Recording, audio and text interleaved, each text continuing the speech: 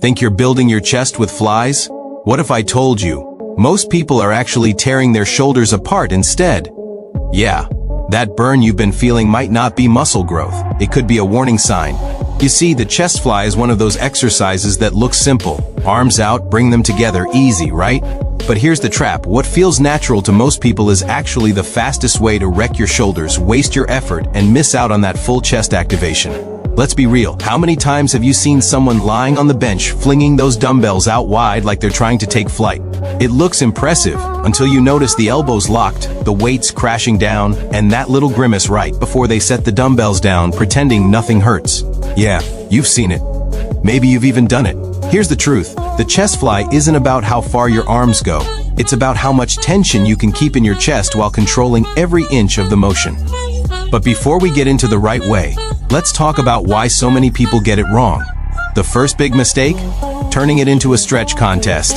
They drop the dumbbells so low their chest looks like it's being ripped apart, thinking deeper stretch, better gains. But what's really happening is the shoulder joint takes over, the chest stops working, and all that tension you built just vanishes. The second mistake?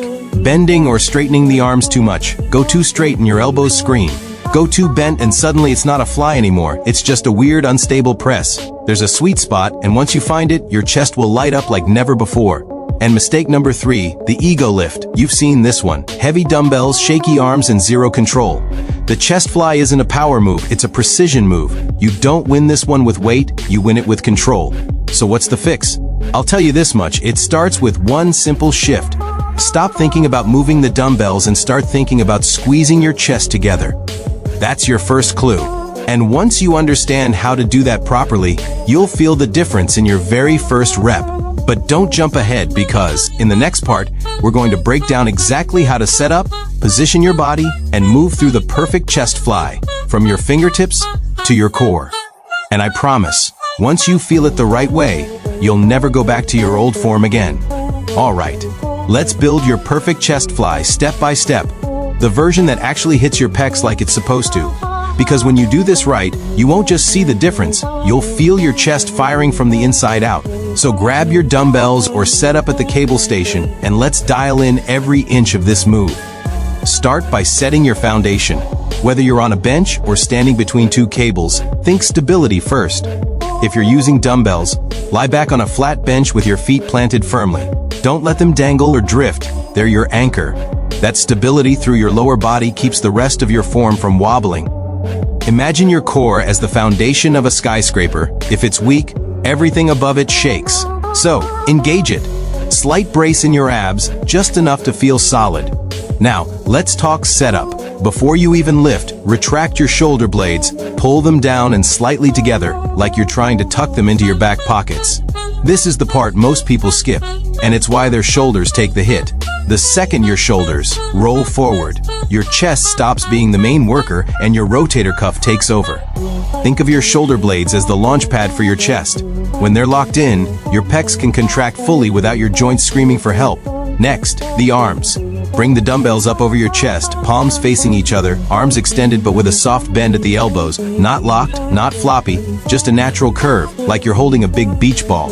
If you're using cables, stand with a staggered stance, one foot slightly ahead, and bring the handles in front of your chest the same way. That bend is crucial. Too straight, and you put the entire load on your joints. Too bent, and it turns into a press. This beach ball shape is your golden ticket to proper tension. Now, here's where the magic starts. As you lower the weights, don't think arms moving apart. Think stretching your chest. Imagine your pecs lengthening like a rubber band that's about to snap back with power. Move slowly, about 3 seconds down. Control it. Your arm should travel in an arc, not straight out to the sides. The dumbbells should never go lower than shoulder level. If they do, you're stretching connective tissue, not building muscle. You should feel a deep stretch in your chest, not pain in your shoulders. Pause at the bottom for just a moment. This is your checkpoint. Are your shoulders still back? Is your chest stretched but engaged? Perfect. Now comes the part that separates a good fly from a great one, the squeeze. As you bring the dumbbells or cables back together, don't let your arms do the work. Think about driving your biceps inward toward the center of your chest. Not touching them, just driving them inward. That mental cue fires up the inner pecs and gives you that chest-popping contraction everyone chases. And here's something you probably haven't heard before. When you reach the top of the movement, don't let the dumbbells touch. Stop an inch or two before they meet. Why? Because the second they touch, tension disappears. And the fly is all about keeping tension. Hold that top position for 1 second, squeeze your chest like you're trying to crush a coin between your pecs, and then slowly lower again. That's 1 rep done right. Now, here's a quick comparison so you can feel it for yourself. Try 1 rep the wrong way. Arms out wide, shoulders rolling forward, quick drop, dumbbells touch at the top. Feels easy, right?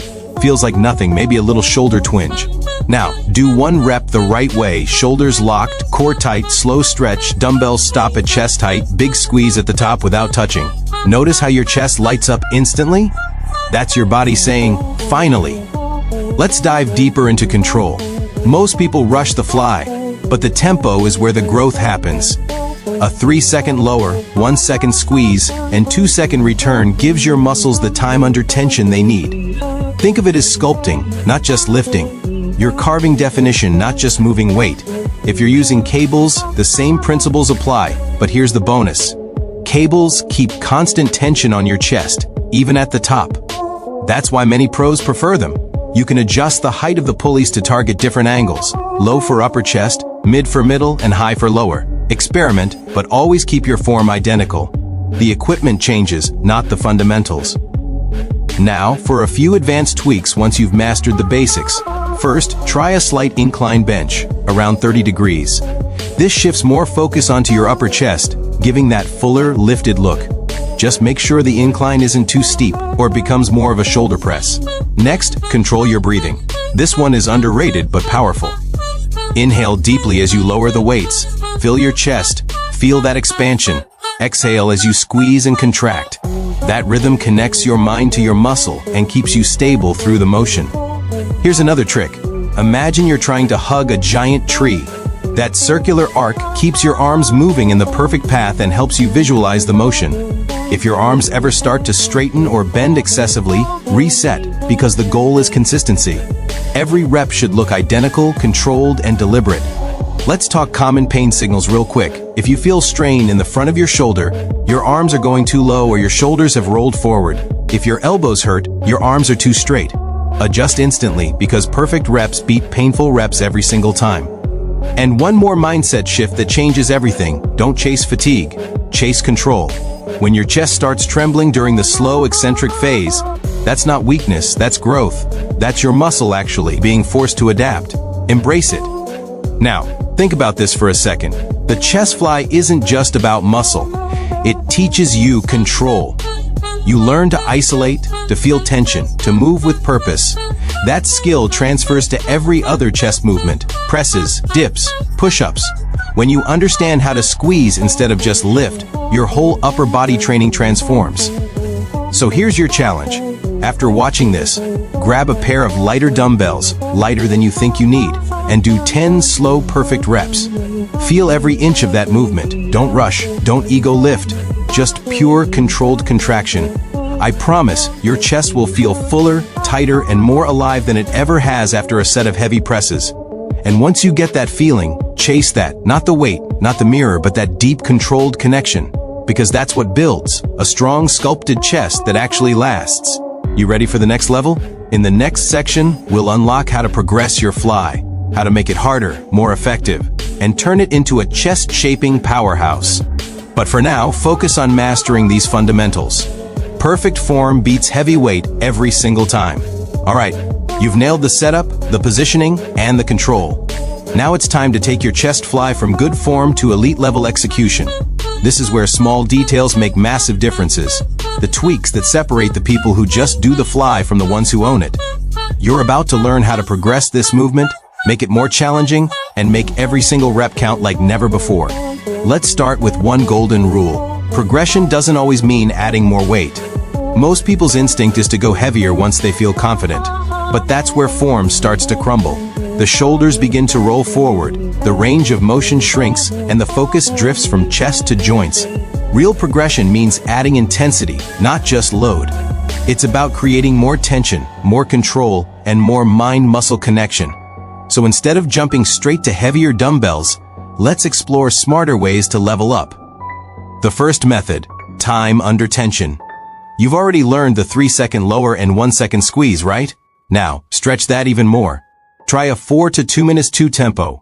4 seconds lowering, 2-second pause at the bottom, and 2 seconds back to the top. That pause